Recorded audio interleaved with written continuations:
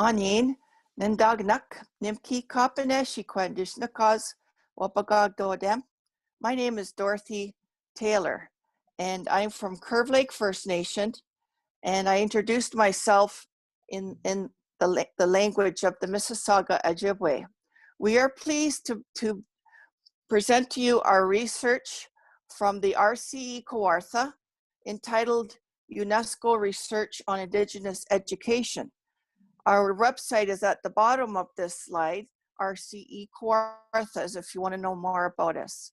We are going to focus on particularly two programs that we believe best represent Indigenous-led education.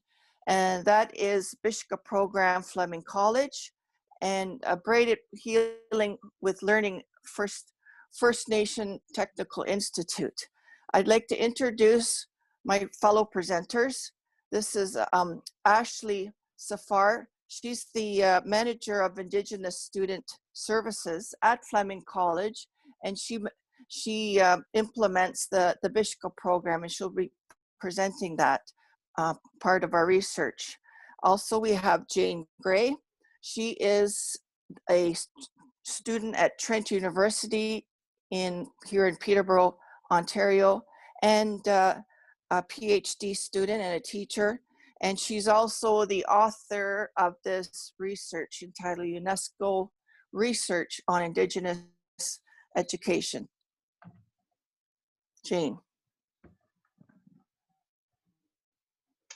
So our RC's #1 long-term objective has been to recognize the vital importance of Indigenous knowledge systems across curricula. So this research project is building on Trent's Channing Wenjack School for Indigenous Studies. They were also a partner in this research. The school has been around for 50 years. It was the first Indigenous Studies department in Canada. It has really led the way in bringing Indigenous pedagogies to the fore, land-based learning, experiential learning, bringing language and culture to programs across the university, including education, environment, and business. And now there's a mandatory course credit in Indigenous studies for all disciplines. Within that department is also Indigenous Environmental Studies and Sciences, which is also the first of its kind in North America. Tracks program for younger students, another first out of Trent University. Of course, Fleming College, Indigenous Perspectives and Indigenous Student Services, and we'll hear more about that from Ashley. We have some amazing community organizations, the Sacred Water Circle, working with the Land Between, and the Water Walkers, who are a beautiful organization inspired by grandmother Josephine Mandamin. We have some unique initiatives with Trent business students engaging with Indigenous knowledges and communities, Kawartha World Issues Center, Indigenous Youth Leadership, and these are just a snapshot of all of the things that are going on to support our #1 objective. But the first, of course, we're going to focus on is the Vishka Program. Thanks, Jane. So I'm going to talk a little bit more about the Bishka Program. Bishka is Anishinaabe for Rise Up. And it's a program that supports first-year Indigenous students transitioning into Fleming College. So Bishka runs as a peer mentorship program, and we really focus on holistic health and well-being in terms of support to encourage student success in their post-secondary journeys. And so we try to ensure that students' emotional, mental, physical, and spiritual needs are met. So the Bishka program specifically is centered around students developing peer relationships as the foundation to their post-secondary journey and experience. So it begins with an orientation just before school starts, which provides some leadership opportunities for the peer mentors, as well as an opportunity for new students to learn about supports and resources and really build that foundational knowledge of Ngojuanong and the new area that they're now in. So we accomplished this by culturally centered workshops and programming, which includes visits from local elders and traditional knowledge holders, and that continues throughout the academic year. And so new students are continuously supported by staff in Indigenous Student Services, as well as the student peer mentors as they experience their first year in post-secondary education. So some of the outcomes, the effectiveness and outcomes of the Bishka program is that we've seen 100% retention rates for students who participate in the program, as well as 100% graduation rates for students participating. There's opportunities for development of leadership skills. Many mentors actually go on to, many mentees actually go on to become mentors, and they speak to their experience and what it meant to them in their transition to post-secondary. And so seeing them come full circle and then want to be mentors and leaders in the Fleming community is really, really great to be able to see firsthand. There's also an engagement with Indigenous teachings. This helps to ensure students have a deeper understanding of the natural world, cultural history, perspectives, as well as a better understanding of sustainability issues. And the focus is locally, but does expand because we do have students coming from a variety of communities across the province and sometimes across Canada. Many students also experience, a strengthening of cultural sustainability and knowledge. Many students coming to post-secondary are often in a transition time in their lives where they're learning more about their cultural identities, and it's a really great opportunity for students to start that process. They tend to share their experiences and understanding with their family and friends and peers as well. So it creates that growth mindset and opening of perspectives and understandings in the community as a whole, and in a variety of communities based on where that student is coming from. And then there's that achievement of a community within a community. So we like to think of ourselves as a community at Fleming as a whole, as being an inclusive environment to support all students. And the Bishka program really creates that smaller community within that larger community. And so I just wanted to end with a quick quote from one of the mentees in the program. And so he explains it as giving a sense of being in a family. It really gives you a sense that you're a part of something bigger. And so that was really impactful to hear students say that of their experience. And he had also said that he felt he had radical acceptance there and that there wasn't judgment. It was a place where he could all be himself, a place that would accept you for who you are. And so it's just amazing to see those outcomes, both in the statistics of how, the success of the program, but also students' experiences from that, the other side of their being. And so again, bringing it back to that emotional, mental, physical, and spiritual self.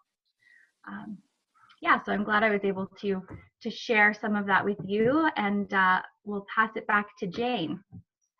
Well, the other partner in this research project was the First Nations Technical Institute, and a really unique approach to learning, braided healing with learning that builds on or picks up on that holistic approach to learning. FNTI works directly with communities to identify employment needs. And so, as one of their vice presidents, Adam Hopkins, says, they'll go into a community and they might say, we need 15 social workers. And so they go right within the community to train people. And the way they do it is with intensive week-long sessions that are offered once per month over a 2-year period. And that allows students to stay right within their communities, to maintain their family responsibilities, their community responsibilities. And that has a particular benefit for women who often can't leave their communities to go to school. And the really amazing part of it, the braided healing with learning, brings elders, instructors, and student success workers all together within the classroom to support that personal growth of the student, that holistic well-being that Ashley talked about. And that is really a key to their academic success. So they really bring together Western curriculum with Indigenous teachings. And as a result, they have a 94 to 96% graduation rate. And I too would like to just offer a quote from one of the students, Kristen, who said, "It's incorporating learning in a circle. It's incorporating ceremony to get you in the mindset of learning. It's incorporating all this knowledge, not just from the instructor, but also ancestral knowledge." And one of the people who's had a vast experience with all three institutions, Dan Longboat, wanted us to emphasize that it's these three institutions, the college, the institute, and the university together, that provide amazing holistic pathways, not just for Indigenous students, but for all students. And so Elder Dorothy is going to close with a quote from Professor Longboat that sums up a lot of this research. Right, yes. And as you can, as you have seen demonstrated, that it's Indigenous-led, culturally significant components in a successful education that we have witnessed in those two amazing programs. So Dan Longboat is the director of the Indigenous Environmental Studies program at Trent University, and he's highly regarded elder and faith keeper. So his quote goes, you know, when you are training one person, they are connected to a family, connected to an extended family, connected to a community, connected to a nation. That's a smart investment. By looking at the elements of education, you're never going to get to have a fully functional citizen within the nation until you address the necessary part of healing. Our history with the West has created tremendous intergenerational trauma that Indigenous learners are carrying today. You can't just provide them with a few books and read an essay to write. It's much deeper than that. That's where the cultural-based education comes in, and that's the foundation for change. The introduction of that within Indigenous pedagogy is life-changing for all learners, be they Indigenous or not. Miigwech Kinawag for listening to our presentation today. And we just wanted to put this next slide up because it gives, it's just an outline of the credits of who we had worked together with on this research project. And we like to say miigwech very much. Miigwech.